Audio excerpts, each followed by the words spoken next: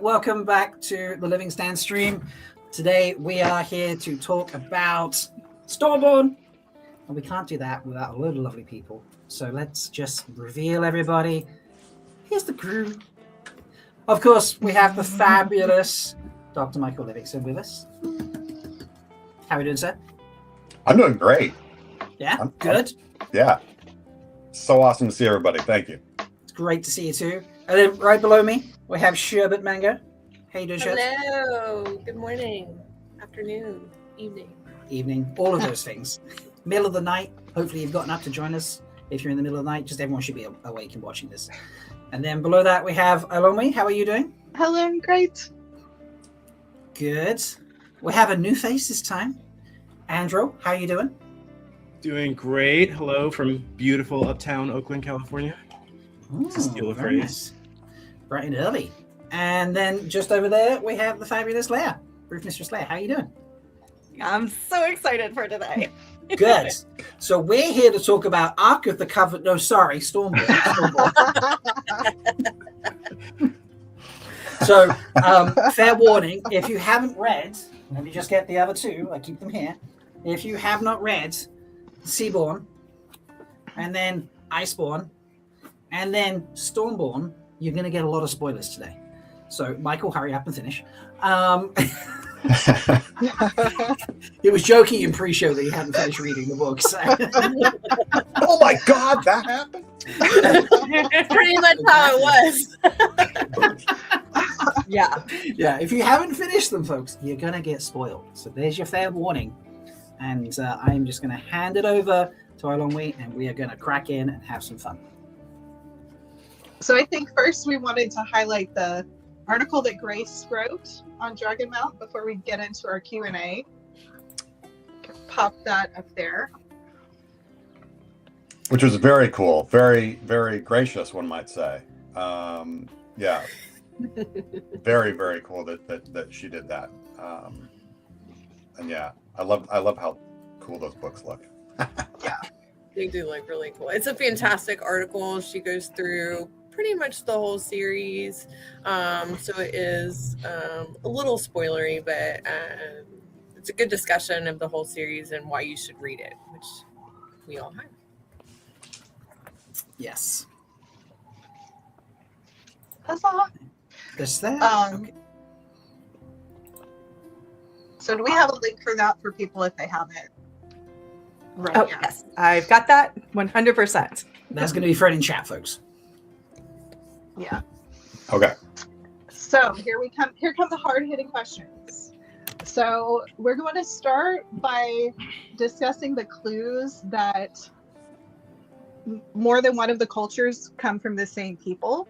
So like the fact that the bone pirates and the Windborn have the same nap, and some of the sayings, like when Colum said, "We are dead in the beginning, we are dead even now," which we had previously heard from the pirates.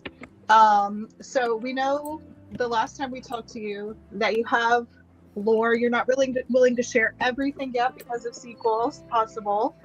But basically today, like, we've read the whole series, so any tidbits you'd like to give us on either world building or, background for the lore, these are things we're curious about. Let's say that I'm willing to share. So the first thing would be, there are a number of clues about like kind of what's going on behind the scenes, right? I think we talked about this last time. Nobody in the books knows everything, right? So everybody is telling you what they believe to be true. and it's sort of up to up to us trying to sift through that. And you have quite rightly sort of noted a couple spots that we're getting the same kind of story from two perspectives, and it seems to match up. So yeah, that is definitely kind of baked into it. The sort of more in-depth history of where these where they all come from is, I think all the pieces are there for that. That they all do come from the same event and the same place. And that's of course where we visited in Iceborn. So that's where everybody sort of disseminated from, in a sense. Well, everybody that we've met, at any rate. So yeah, there is a sort of shared past here. That past is both kind of more distant than the characters recognize, and more complex than they know, as a result of the intervening years. Yeah. Great. Yeah. I don't know that I can go much more than that on that broad subject. To be fair, that's more than I expected, so we're good. We're doing well. Jolly good. I mean, there's lots of bits, like you could get a sense of how different things have gone by the fact that the cosmology is so separate between these groups, right? That you get the most of what the Seaborn believe, which is the 9 gods and the 10 steps of creation, and that's not shared by the Windborn. So cool. Okay, I think Angela has the second question. I do. Okay. If you are willing to publicly identify one of your little book children as a favorite, I'm sure we'd love to know which one. As an alternative, out of these 3, what are special qualities that you're particularly proud of for each one? Oh, hell of a good question, dude. Do I have a favorite? Yes, of course I have a favorite, just like my children. No, I love each of these books in a very different way. Seaborn was fun. Just because you're trying to sort of figure out how to launch so many different threads. And of course I kind of know where all these things are going to ultimately intersect. And so like trying to write Alira, for instance, in book 1, knowing what I want her to be in book 3, that's really cool.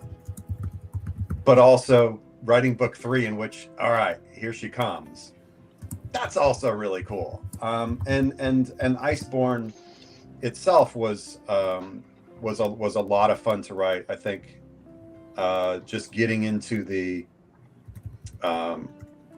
Iceborn has kind of a lot of, I don't know, I guess my historian muscle in it in some respects, like dealing with what it's like to be surviving on the ice and those kind of things that are tapping parts of my brain that I like to tap. So there's a lot of fun there. Landing the whole thing is really fun, like in Stormborn. But it also, by the time I was writing Stormborn, the first 2 books had been released in audio. These books were all released in audio first. And it's not like they had hit the bestseller or something like that.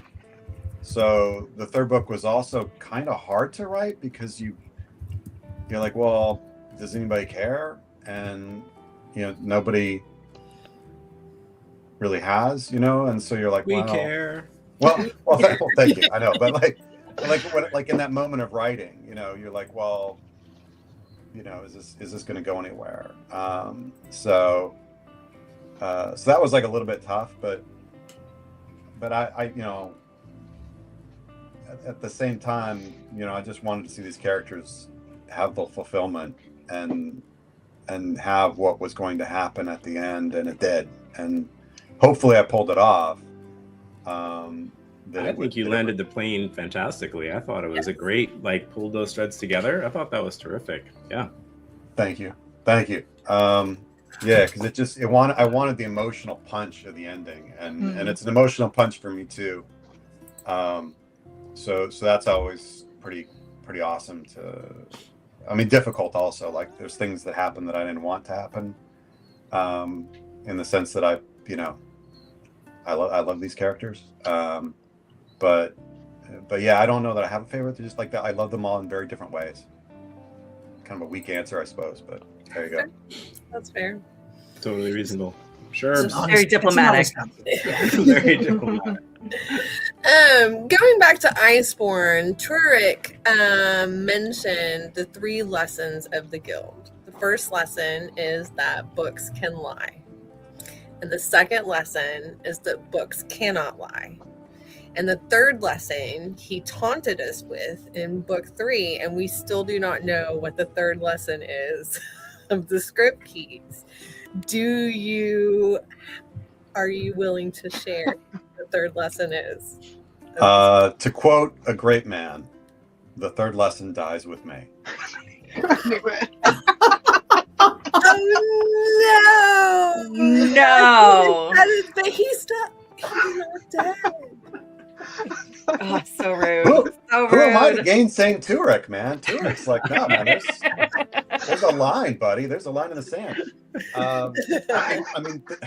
There is a third lesson. I have it actually right over there. Oh my gosh. With the taunting. Wait, let me just pull up my images from your office 1 second.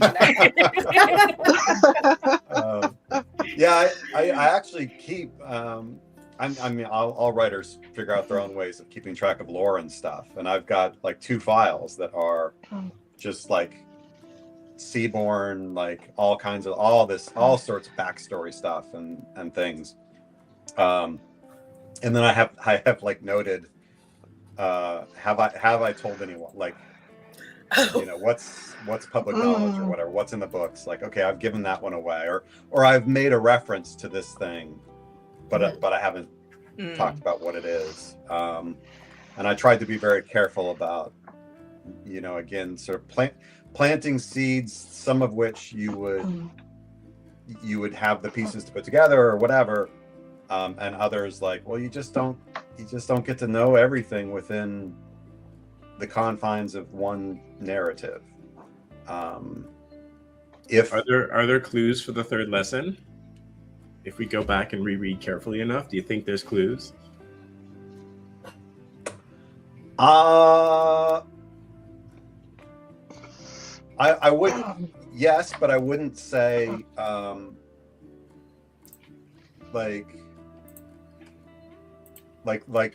there's that you should be disappointed or something that you didn't figure that out. Do you know what I mean? Like it's more by implication. Okay. So no, but there probably are, just in the sense that I know what it is, and I'm kind of there's a little, but hey. But I don't. It's the sort of thing I'd be just flabbergasted if somebody was like, "Oh, this is what it is." Be like, "Oh my god." So yeah, there's bits of that, but if I end up writing the next series, there's actually a decent chance the third lesson would appear in the as early as the prologue of the next series, because of what that event is. It would be quite probable that would show up. I'm curious. You said when as a very. That was an interesting way you said when the next series is made. It was interesting the way you said that. It sounded like you said if, but I'm pretty sure you meant to say when. Did I though? Did I? Just putting the good vibes out there, I appreciate that.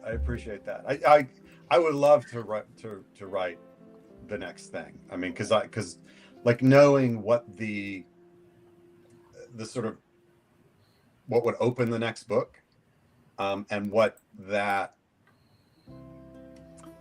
leads to, is actually why I wrote the books in the first place. I think I've said, this was all like really kind of just backstory to something. It's that thing, and yeah, all the pieces are on the board. It's all ready, and it's like, well, it'd be fun to make it go play. Yeah. Okay. Cool. I believe I have the next question. So, Michael, I want to know. Tell me the science behind Lumic magic. Like, is it? I mean, how does it get into the Windborn ships, the motors? Like, are they extracting soul glass from like older Illumin or core Illumin, things like that? Like, how are they getting the power into these things? I want to know how it works. Yeah, so you've actually seen a great deal of this already. You see it in Aerolancer's workshop, as he's sort of toying with these pieces, right, and trying to figure out how they work. I mean, he knows somewhat how it works, right? Now, he all the the Lumikers themselves, they admit, look, I don't really quite know how this works. I know how to make it work, and there's a difference there, right, between your ability to manipulate something and your understanding of the actual workings behind it, right? If you kind of almost like dialed back to the earliest days of scientists playing around with, say, electricity. You look at something like Nikola Tesla, like what Tesla's doing. Tesla's doing some pretty amazing things with electricity. Really doesn't have a good understanding of what he's doing, but understands how to manipulate this power, and again do some very impressive things, but by no means understands it the way we understand it now. And Lumic is of a similar kind of place. Lancer is a bit like a Tesla kind of figure. Like he's able to manipulate this stuff at a very high level. It does obviously have to do with the soul glass, and you have the pieces of that already in place, because we know that there are moments where it starts to falter, and that in and of itself is somewhat relevant to what would be the next books. Okay. We're getting a lot of teases here for the next book. Yeah. We are doing a lot. I feel like that was a very long, polite, and interesting way for you to be like Ratho. Well, yeah, I don't. Rapho is just so short. We'd be here not very long. Yeah, no, it's certainly Does that mean that every one of those Alumen that swarmed the castle, every one of those is powered by a human soul? Like, did they have to harvest that many human beings to get that many Alumen? Every Alumen has a soul glass in it. That's a lot of people. Just Yes. A lot of people. Yeah. Wow. Okay. So, going back to the gods, and I think we brought them up in every one of our streams for you. So I'll just do a brief lead up to my question. So you have the two main gods, Toma and Tawa, right? And they have two kids, Towir, the god of storms, and Tomoa, the earth. And it says in chapter 35, with a silent prayer of forgiveness to the thrice born Tomoa. and I would like some additional details, please, as to how Tomoa was thrice born, the Earth, Mother Earth. Well, the two children of Toa and Tomoa are Toa and Toma. Tawa and Toma. Sorry, is Storm and Earth, Right. which is Tekoa, not Tekoa. Okay. yeah, not Tomoa. Tomoa Okay. is the thrice born. Okay. And it's because of the generational lineup of the gods. So, all right, here. You need a chart. You know what? You need a chart. Charts. You know what? Charts. Let me I mean, we know there's Love me a five. good chart. There's definitely five. let me read to you something here. Let me read you the 5 circles of the 9 gods and the 10 steps of creation, which is something I wrote and didn't put into the books. I sort of had it and was like, You have this one paragraph where you kind of go through this kind of backstory, but yeah. So this is what would have showed up. Well, I won't say who it said, but so this is the Seaborn. I don't know if creed would kind of be the right word, but sort of their mnemonic for understanding this. The 5 circles of the 9 gods and the 10 steps. Light came unto the darkness, where being and unbeing met. In dawn it raised the dome, in dusk it drowned the sea. Light came unto the darkness, where sea and sky met. In heat it held the earth, in cold it called the storm. Into the light came darkness, where earth and storm met. In fear it spread the wilds, in rage it spiked the thorn. Light came unto the darkness, where light and earth met. In shame it saved the people, in shelter it sowed the seed. Light came unto the darkness, where thorn and people met. In blood it breathed the darkness, in babes it breathed the light. And that's actually circular, so that gives all 9 deities and their place in the 10 steps of creation. Yeah. cool. Very Exclusive. And yeah, Tomoa is Brown Sister take notes. Yeah, Tomoa is the thrice born, because of where she falls in that sequencing. Oh, so it's not that she's born 3 times; it's she was born 3rd. Yes. Ish. That was a interesting yes.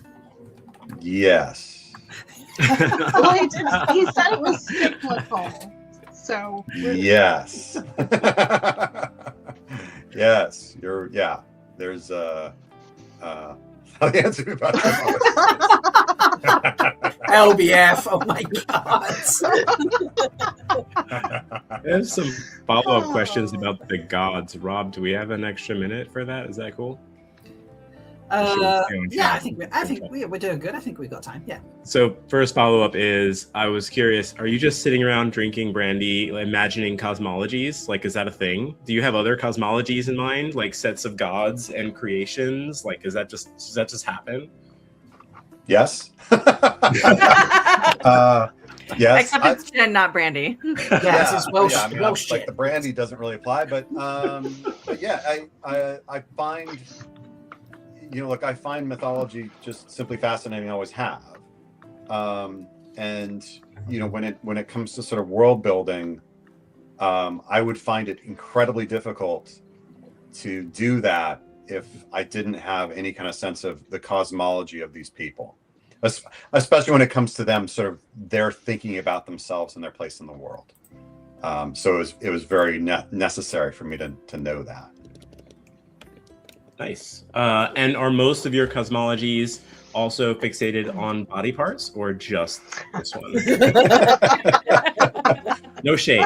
Everyone's so great. It's totally fine. I'm just curious. This one is particularly for the Seaborn. It's particularly important. If you think about kind of the Seaborn as a culture, and how kind of I don't know, sort of utilitarian in a sense that they are. It all becomes very, very personalized and personified within the body. And that's obviously why you get, Towir's hand and Tekoa's tit and Tanae's broken toe, the whole business. Nice. All right, I think next up we have Leia. So you mentioned before that you as you were writing these books, you tried to keep them quick and precise. Yeah. In this third book, was it difficult to balance describing the events of the previous two books? One, so that if somebody accidentally picked up the third book, that they had an understanding of what was already going on in the story, yet for people who had read the previous two books, not doing too much of an overload while still maintaining that quick and precise balance? Yeah, it's a great question. That kind of narrative impulse where as you said, I'm trying to sort of just go because, I just wanted the pacing to be very, very fast. And I've been contracted for a certain kind of number of words, right? And I got a story to tell within those. So I can't just take all the time I want. But it is also necessary to catch the reader up, even if they have read the books before, who knows how long it's been, and they need a refresher. I didn't feel like I could take for granted, what people would remember too much, but I can't spend that much time doing it. So I tried to figure out ways that I could, short circuit that stuff as quickly and as efficiently as possible. And I tried to have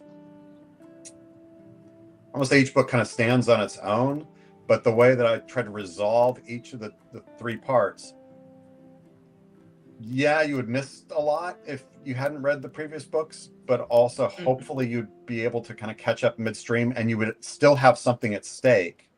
Even if you didn't know what, happened to Alira before in Seaborn, you still be like, oh, I get that this person is working through some stuff, you'd still have some of that. So I tried to build, each book has got its own individual arcs beyond the big arcs of the books, so that would help a little bit. I was very conscious of it. Absolutely was, because I kind of feared that the books would not be published with like book 3 of whatever. Publishers have shied away from doing that. For weird. Interesting reasons, but so I kind of tried to be conscious of that. Yeah, good question. Thank you. All right, Andrew, back to you. Cool. I've got the next one. Was there one of the characters that was particularly difficult to kill? And a little in that vein, how do you personally deal with killing off characters? Like, do you pause in typing, like, oh, I'm sorry, you gotta go, you just gotta go. Like, how does that go for you? What does that feel like? I revel in it. No, For D&D DM. They're all dead. TPK. Yeah. Boom, baby. That's a great question. A lot of folks don't make it through. And I knew that was going to upset people. Well, I don't know. I knew it. I hoped it would. In the sense, I'd hope that people have, learned to love these characters as I do, and that it's going to hurt when they don't make it through. At the same time, I personally think that stories that everybody turned out fine is like cheating. Like that's not. Yeah, that's not real. That's not how anything works. So I don't enjoy it, But I also, I mean, it's necessary to the story. It's hopefully earned, right? And so yeah. I mean, you know, you asked about who was hardest to not have make it through. I mean, Bella was the hardest not to have make it through. I mean, at the same time, you know, I would kind of think in some regards that most people would kind of figure she's not going to make it through. You know, like, even though you want her to, you know, like she's the one that's gonna take the shot at the end, more than anyone else. Though everybody else will have learned the necessity to do that as well. So, yeah, having her taken off the stage at the end was tough, but hopefully it had the right kind of pathos. You know, when that happened. Yeah, it was. I mean, Arrow was tough too. Like, just because I love that dude. Yeah. I love that dude. Especially after he had just gotten his revenge. Yeah. Well, he But he accomplished his life goal. He went out on a high. Like, I did all the things I needed to do. Now I can go. Now, and then he goes out with a bang. Yeah, that is true. Yeah. Yeah. I don't know about anyone else. I didn't consciously think like Bella's going to die at the end, but when we got there and it happened, like, firstly, I could feel the anguish in the writing. Like, it felt like this is like the hard one to write. Yeah. So that definitely came through.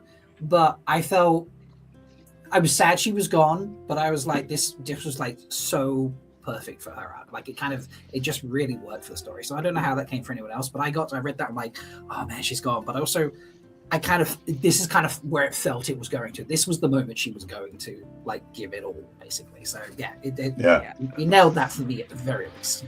Well, and as this being awesome. My first reread of it, it was something I was particularly paying attention to, leading in the 2 books leading up to this, but specifically in this book, and you could tell like she'd gone through a lot. I think it was chapter 6 where she just really like sat in her emotions for a while and was very emotional. And we've lost Michael randomly. We lose Dr. Livingston. He just couldn't take all the compliments. Yeah, could not take actually, the compliments. While we're figuring that out, I realized that we didn't include a question about relationships. I was if we just want to, about I think we have to plenty of time if you want to slip that one in there.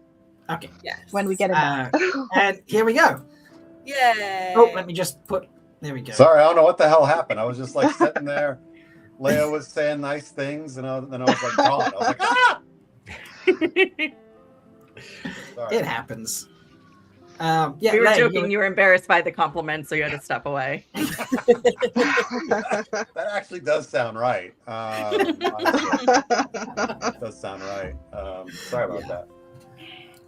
Well, while we're on the subject of Bella, I did have a quick side question about the relationship between Bella and Turek. And I don't know if there's any way that we could do a poll to see if anyone else saw the romantic relationship between Bella and Turek coming from book 1. And I'll let Island Wee speak to this a little bit, because one of us did see the relationship between Bella and Turek forming, even from Seaborn, throughout this whole time. And so in the end, when we get to Alira, who has, reunited with Bella, who has been, they've had this emotional relationship with each other through the whole series.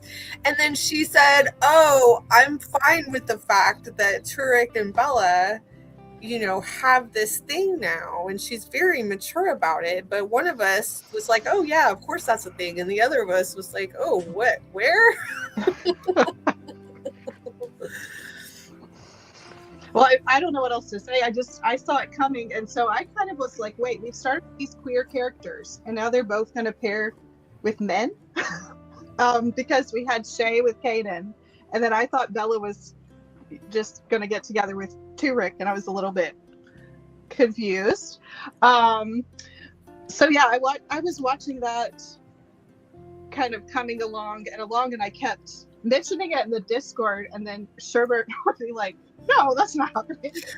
No, because bit of a because for me, it's all Alira and Bella.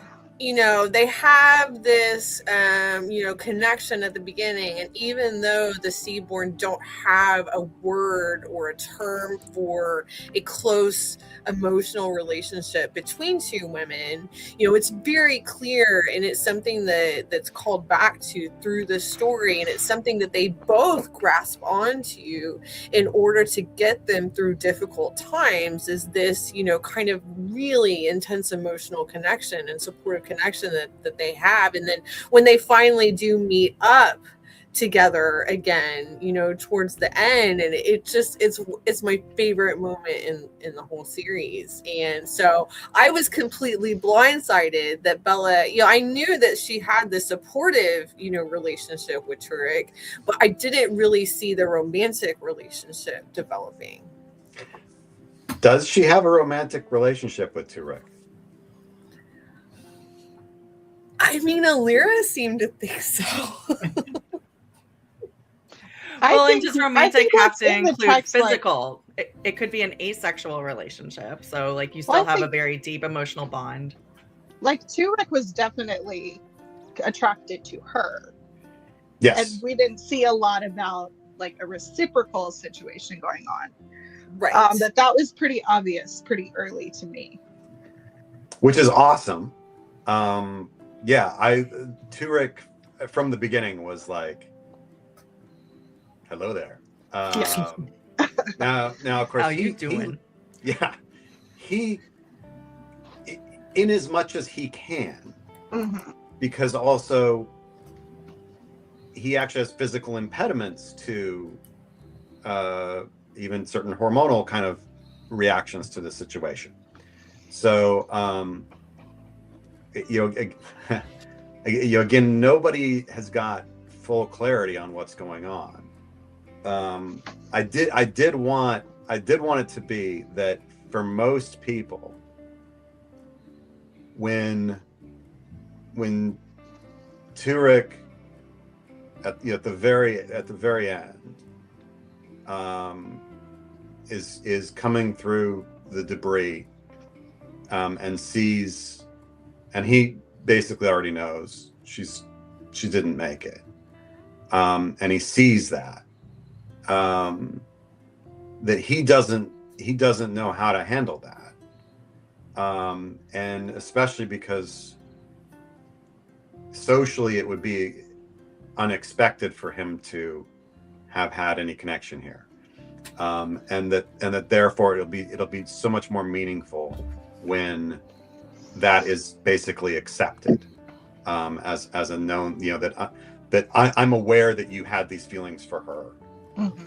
and I'm acknowledging that, and that's okay. You can have those feelings for her. I understand more than anybody what it is to have feelings for her.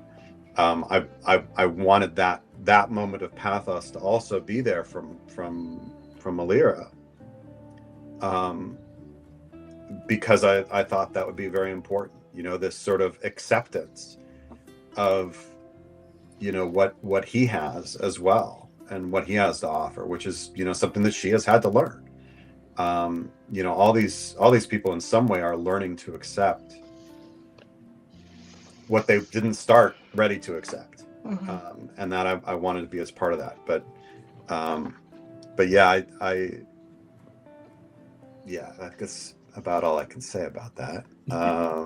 Something that I thought was really special about the way that those relationships played out is how genuinely not typical for our society they are. And you started with a framing of this very different societal norms where the women get sexual gratification from one another and men are seen as just a means to an end. But then a couple of our mains end up feeling emotional connections with men, and oh, I'm pan, okay, cool. And but a lot of it is just kind of, it's not a thing, and I think that that's great. And just as you're saying about the respect at the end for, oh, you also had a very special bond with this person, and there isn't a label for it, but that bond was there, and I respect it, and you should have your moment to grieve. And I think that's huge. It's so different than the way that we, at least in this society, treat special relationships, regardless of if we call them romantic or whatever. And I really appreciated that, just that there's a respect for that variation and fluidity and subtlety and nuance. And like, I don't know, was it a romantic bond? I don't know. Does it matter? They had a bond. Like, I think that's great. I think that's great to explore what that can look like.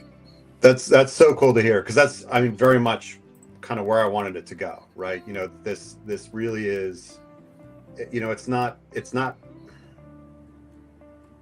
favoring anything over anything else except human need and human want, and like that's what matters, right? It doesn't matter if I understand your label or not, or you have a label, right? You know, I mean, she understands Turek. You had something very special with her, just as I did, and you deserve this moment just as much as I do. You need it, and there is a level of respect and frankly kind of love there. That yeah, I wanted to pay off, and I wanted there to be a kind of beauty to that would mean something to people in our world, right? So I'm very happy to hear that. Very, very glad to hear that. Before we move on, I wonder if I could sneak in a question. I'm shocked we didn't put this in the list. Now, everyone here and most people watching will have trawled through 14 books about a dragon that is not actually a big ass dragon. But Michael, you put big ass dragons in this book. Like, was that deliberate, or you're like, I'm gonna put dragons in my book, or is it for future stories? Like, what inspired you to put dragons in the book? Well, it very much relates to future stories. Yes, it very much relates to future stories. It's rather integral, in fact. Yeah. So yeah, I mean, I knew it was going to happen, and I wanted it to be a such a like, what the hell just happened kind of reaction that readers would have, because there's no, well, I think there's one moment, maybe, I can't remember if I cut it or not. Now I can't remember. I feel like there might have been a moment when we saw before this the portal flashing, and it went to this sort of world. White Tower. I think that was one of the flashes. Just saying.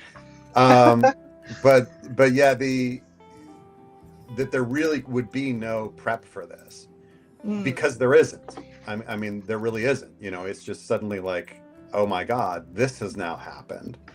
And how one, like, what is the outcome of that, right? How does that now change things, is pretty central to how things will develop moving forward, which I thought was great. I reveled in that myself, and yeah, I remember working kind of hard trying to figure out how I would describe the scene, that whole sequence, what you would see first, how Bella would kind of comprehend what she's seeing, how the reader would then comprehend what she's seeing, and then whether or not to actually have Colum drop the bomb. I ultimately decided, yeah, you know what, and in for a penny, in for a pound. Like, let's have him just drop the bomb, and he says it.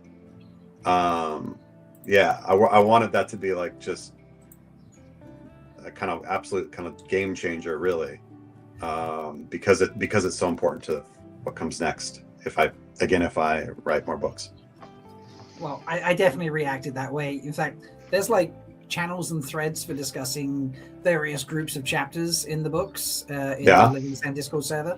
I'm terrible for commenting and things like that, and especially because I didn't read the book until this month, so it was really fresh for the stream because I had other books I needed to get through. And it's the only time I hopped into one, apart from saying love the ending and all those sorts of things when I finished. And it was I popped into the appropriate thread and I just went, a fucking dragon. So it had the impact you were hoping for. Well, yeah. I mean, that's basically the reaction of everybody in the world too. Is like, oh, what the hell? And I kind of really enjoy thinking about, what does that mean, even just ecologically, right? What would it mean now to have this invasive species of quite enormous power and size in a world? What do you do with that? And yeah, it connects up to a number of things that are already kind of in motion. Nice. Well, it leads nicely to the next question. Banan Chiad asks, when is Bloodborne coming out? It's a good title. That's a good title. Yeah, I got several potential other titles for Bloodborne is actually on the list of potential titles. It's not the well, I don't want to call it a working title, but it's not the title on my top of my notes right now. But is it the Bone Pirate? The Bone Pirate. That would be a great book. That would be what else would be a great title, Michael? Please tell me Dragonborn is on the list. Dragonborn, that's a good one. What is not on the list is Warborn, because my agent said that it's too tongue-tie or whatever. Warborn. So she was like, that's no good. Battleborn. Yeah. Does that mean there is a Warborn culture now? It's a great question. No, because no books have been written, so nothing exists really. Fair. Yeah, that was a great Aes Sedai answer. Thank you very much. Bloodborne's great. It is what would be happening. Battleborn, yes. When you think about kind of what is in play at this point, there's some big things that are unresolved. If one kind of did the math. Yeah. So we've had lots of teasers for what could be. Everybody needs to get out there and write our reviews on all the platforms, but especially Amazon. So yeah, please, yeah. I've not looked to see what reviews there are, but hopefully they're good. That's probably a good choice for your mental health. Yeah. The internet, such a beautiful place all the time, obviously. Such a beautiful place. Yeah, I checked it out. They are good, a though. while ago. The reviews are good. The reviews are good. That's Yeah. And then other things you can do to help support is do what Lifeline Fool and bought the books for his nieces, which they want to turn into book club now. Oh, hell yeah. nice. Getting people to go out and buy the books is helpful. Also, one thing that I've been doing, a lot of us follow various book content creators. So when they're making their lists, just be like, don't forget this trilogy. Oh my goodness, thank you. Yeah. Thank you. That's awesome. And a lot of people have come back and said like, oh, that sounds interesting. I'll definitely check it out. So very cool. Yeah. Very cool. Awesome. And speaking of other books, so Ark in the Empire has released in the UK, and I have one of the original books, but I want to get the new one because I want to read that short story you've included at the end. Yes. So for those of us who are here in the US, do you have any updated information on when we can get it in print? Is there going to be a new audio release that may or may not include that story? Because I do know this was the only book that I had an audio book on, which is actually how I read it the first time. Okay. So I can tell you what I know. Okay. There are some things I don't yet know, which is kind of actually the most important things I don't know. But it is coming to the United States. I don't know when. I was trying to get that information this morning, like if they had a final day. They don't have a final date, unfortunately. But it is the reprint is coming to the United States, which is great. There is a new audio version of it that is just awesome. The guy who reads it is like, I mean, the guy who did the original Shards was amazing too. But this guy is like, he's dynamite. He's an actor. He's really cool. Nice. And I assume that new audio version is also coming to the States, but I don't know. I assume it is. Then the same will be true for 2 and 3. I have written a new little novella for book 2. So now that one's completely new. I think it's very cool. It's like Virgil and all kinds of cool stuff. Nice. And so you did that. I was just gonna see if I think they sent me the cover for that. I don't even know if what are they gonna do? Fire me? I mean, heck, you could even just read us a bit of it. Like, that's a thing that could happen. I mean, it just depends what the NDAs say, basically, isn't it? At the end of the day, like, where's the gray area? Yeah, I mean, so book 2 is called the Spear and the Storm. Ooh, interesting. And then book 3 is the Ring and the Ruin. I like the alliterations. Yeah. Thank you. I'm really pleased with it. So it previously was the Realms of God and the Gates of Hell. The Gates of Hell was book 2, and then the Realms of God was 2, book okay. 3. Yeah. Oh, I've got them in the wrong order on my shelf. I'm so mad at myself now. Yeah, they. So I think I've talked about this, that they were concerned that that the title was making people think it was like Christian fiction. Right. So I don't know that would be possibly true, but that's what they thought. So so they wanted the new titles. Oh, I just have the first pass. That's no good. I can't show you that. I mean, right. you could. I could. You could. That I would get in trouble for. Cat Swain's excited for it.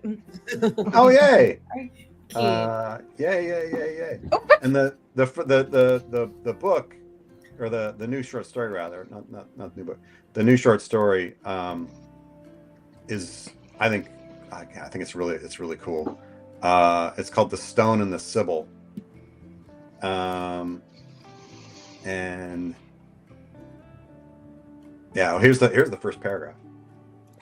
Coronius was under the canvas tent they'd fitted onto the rear deck, resting the back of his hand upon an old woman's heated forehead, when he heard the muted cry that a body had been spotted in the water. The woman didn't hear it. Caeda had lost the last of her hearing not long after they'd fled Troy. So when she trembled a little under his touch, he knew it was only the fever she was fighting, not the fear of what a drowning might mean. So there's the start of it. Leia's face right now. Yeah, so it's Aeneas and the Sibyl underworld stuff. It's and it's all about how one of the shards got to Rome, which people. I realized we kind of skipped over for anyone who hasn't read them yet. So if there's anybody watching who has no idea what this series is about, can you give a little teaser? Yeah, so the Shard series is, I think, it's a really fun idea that is, obviously I'm biased, that this is a sort of historical fantasy. It is a story that could have been true.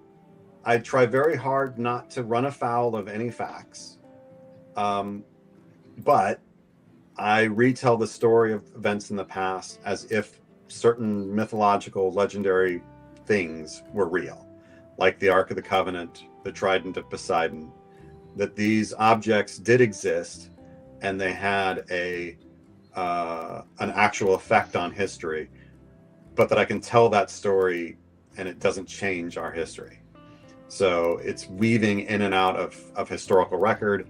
And the first book, Ark of the Empire, is set during the rise of Augustus Caesar. So this is the fall of Cleopatra and Mark Antony, set against all of that.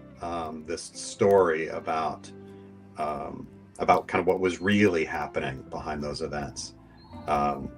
It's, I think, just a lot of fun because I get to flex my historical side of myself and my fictional side of myself simultaneously, and put in just Easter eggs everywhere I can. I include a glossary of characters, to talk about, yeah, this person's real. This person's real. You thought I made this one up there? No, they're real. But there's Easter eggs, location wise, and I try and get the archaeology right and stuff. So it's a lot of fun. And the maps are great. I kept going back to refer to the maps. The maps are so cool. Having and you've got a genealogy in there, so genealogy and then maps. Oh, that's so cool. Yeah. Yep. Can I share screen? Yes, Is that absolutely. a thing I can do? If you go to the bottom, there's a plus. Plus, present. A little, yes, there we go. And you can pick a screen Okay. or Okay, let me see if I can open this attachment and then okay, there's the attachment open. Okay. Work it. Yes. No, yes. Okay. Present. Share. No, that's not gonna work. Image file. Oh, if it's downloaded, you can put it in as an image. sorry, I'm on my Mac. I am still not good at using my Mac. Oh, I'm terrible at Macs. I feel you there, I Michael. Don't know worry other about people, that. know how to use maps. Okay. Macs are a mystery to me. I'm just I'm like, gonna share the screen now. Sharing screen works best. I don't know what that's telling me. Share window. That window. Okay. Yes, Am I I see sharing this that. now? Yes. Oh, Hey, is that sharing? Yep. Oh, Oh those my gosh, are this is fabulous. amazing. So that is. Wow. I don't know if that's gonna be final, but that is the book 1 and 2, and then that's the cover for the novella, the first novella. Wow. Oh my Very gosh. That is so exciting. So the novella is going to be separate. It's Okay. not going to be part I'm back. of it's not going to be included in the second book. It's going to be completely different. What happened? I can't hear anything. Uh-oh. You can't hear us? Hello? Hello. I can't hear you. No, okay. I can't tell what Michael's on. I mean, I think we were hearing each Troubleshoot. other still. Yes, Yeah. we are in each other. Yeah, I can only edit his mic settings. I can't even see what he's on. Yeah. Let me write a banner to him.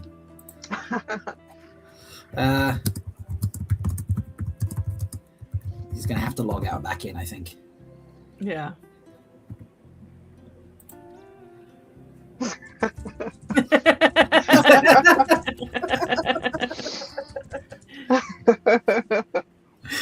I can't hear me at all. Can you hear me? Yes, we can hear you. Yes. We can hear you. Okay, Can you hear us? Mike. Yes. Oh, There we go. Support live. Yes. Very extremely professional production. Not my Extremely, first rodeo massively with production. yeah. I've definitely teched live for a few times. So yeah. You just have to turn it off and turn it back on again. You know, that happens so many times. It really is. I've known multiple tech people over the years, and they've always gone, the first thing they teach you, turn it off and back on again, people. Mhm. You know, the right way. Don't just flip it on and off, but, you know, do it the right way and you're in. So I believe we have Michael back. Okay, I can hear everybody again. You Okay. hear us? Yay. As soon as I shared screen, everything muted apparently. That's so bizarre. That's really weird. Ugh, Macs are different. technology. But those are excellent covers. Yes, Very they excellent covers. But I think the question was, is the novella going to be included in book 2 or is it going to be published separately? It's going to be included in book 2, is what I was told, and Okay. published separately. Amazing. Oh. As is the case with the novella from the first one too. They've released Okay. that with its own cover as its own Interesting. thing, and it's included in book 1. So And is that novella available here in the UK like the main art book is? Or is that coming as this? I don't know, dude. I don't know. I'd have to look. I'm going to go look. Let me get my I'd have to look. Warstones app out, you know? Like, Yeah, I don't know. But that what they told me was that they were going to release it separately, and that's the reason it has its own cover as well. Nice. But yeah, so yeah, they look really cool. I like them a lot. And then yeah, the third book is again, they're already written, so I have to decide whether or not I'm going to do a third novella to go with the third book or not. Yes. Yes, please. That you said. Apparently, yes, you are. You heard it Yeah. here first, folks. The roof mistress doth declare. so the Spear in the Storm is available on the 16th of July here, it says. 16th of July.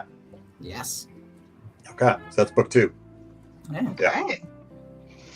So yeah, if Aegis and the Oasis is not listed, then it's not No. released yet. I can't find it, but I'll Okay. search for it individually. I was searching under your Um, title initially, but I'll search for it individually.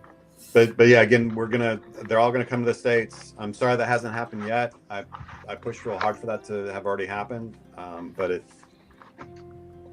was above my pay grade. Well, and Elanwe, you've already ordered it from. Yes, if you're desperate for it, you can order from Blackwell's. They do free shipping to US.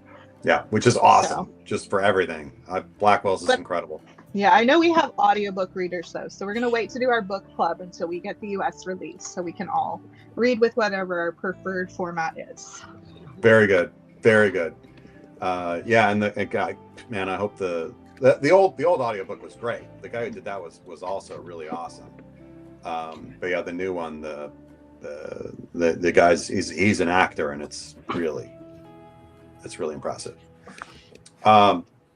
Yeah, so I'm hoping people enjoy that when it comes out.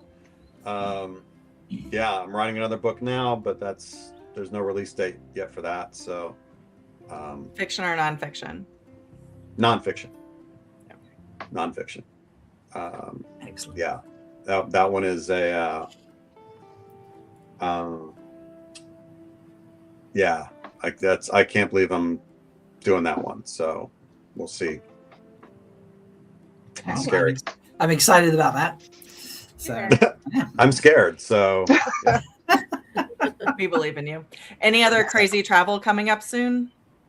I leave in 4 days to head over Rob's Way. Actually, yeah, I'm flying across anywhere the pond. close to me? I'm not going to be in England, I don't think, for very long. I'm shooting a documentary for about a week in Normandy.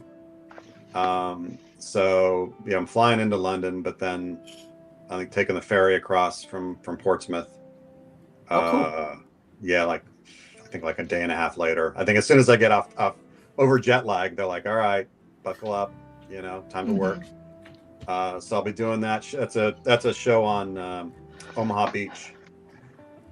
24 hours at Omaha Beach, looking at one sector and what happens there. Wow. That'll Cool. come out on the anniversary of D-Day. So Oh wow. So very, very excited about that.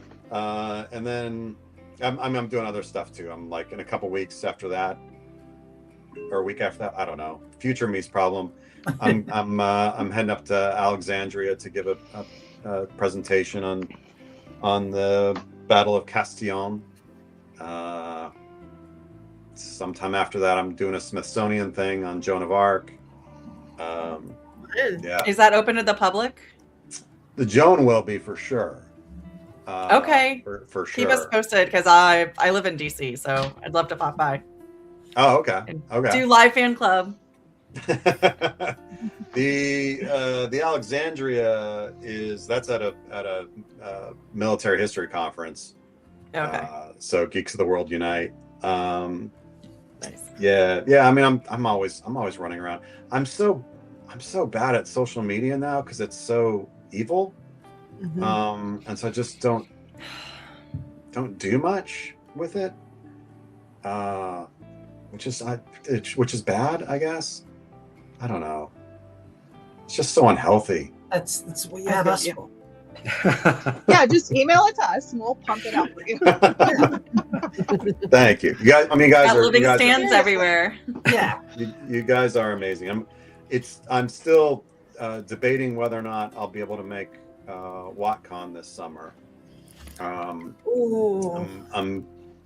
I haven't said I don't know if I'm invited or not, but You're definitely invited. I'm like confident, more than confident you're invited. You're always I feel like it wouldn't be like get away. So yeah, but the problem there is I'm shooting.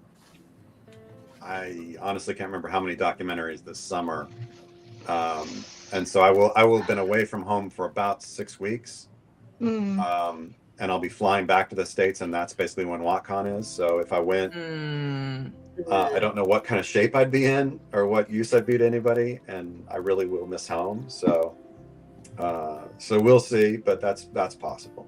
So obviously, if I come to that, I hope to see as many people as I can. So. amazing. Just recall the warm embrace of the dance floor. I don't ever dance. I think nobody needs to see that. It's like worth a shot. Like It's me worth a singing. shot. Nobody needs that experience in their life.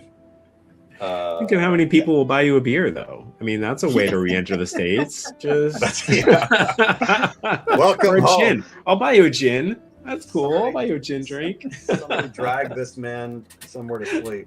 We just get Kate to tell you to get on the dance floor because Kate there tells you you to do something, you do it. So there we There go. you go. Oh, that's Or yeah. Maria. Or Maria Maria, loves yes. getting out on the dance floor. She does. Yeah, but that obviously that's such a neat event, and so many neat people, including so many of you that I've seen there. So, yeah, I hope I'm able to make that happen. That'd be very cool. All right, I think that's about it. Am I right? Yeah. Yeah. So thank you. Yeah, thank you everyone for hanging out. Thank you, Michael, for chatting to us and telling us what you can tell us. Obviously, you've hinted other things and teased things. So you need to go to Amazon, folks, and review these 3 books, which I'm assuming you've read if you've gotten this far in the recording. If you haven't, You still need to go buy them and review them. You just know a few things about them first. sorry in advance about what happens to Bella. Yeah, a few spoilers, but there's been a banner gun on the show most of the time, so your own fault if you've done that. Yeah, there's been a banner, but amazing. Well, thank you all. You're very very kind. Thank you everybody. You guys, Honestly, you guys are the best. Can you give us like a good helm to the end soundbite, just for the sake of it? Helm to the end. Yeah. make something. And we can clip something with that. We'll make it very nice. So, if you want to join the Livingstans, folks, you can go to the Livingstans website, which it's in the description. But if I remember correctly, it's just livingstans.com. It is. That's right. Yes. And the link to the Livingstans Discord, if you're on Discord, is in the description to the video too, so you can join it there and hang out with everyone else. And then you'll be able to keep up to date with when we do the next readings of all these wonderful books that Michael has put together for us. So, and we'll just have fun from there. So I think that's about it. Yes, this is true. Let's get back to, I hate to see this end, but at least it lets Dr. Livingston get back to writing Battleborn. I do like that title. I might call that book Battleborn, whether you do or don't, Michael. You know, if I end up working on that thing more, I'll try and arrange something where I can like release the prologue ahead of time or something. To, that would be very, very cool. Let people see what's going on and see how many people picked up on what that next big thing that needs to happen is. Because it's there in the books. Amazing. Right. That's it, folks. Nobody check out while the exit plays. And comment below with your favorite moment from these 3 books. And why was it the dragon moment? And we'll see you next time. Bye. Bye, everybody. Thank you.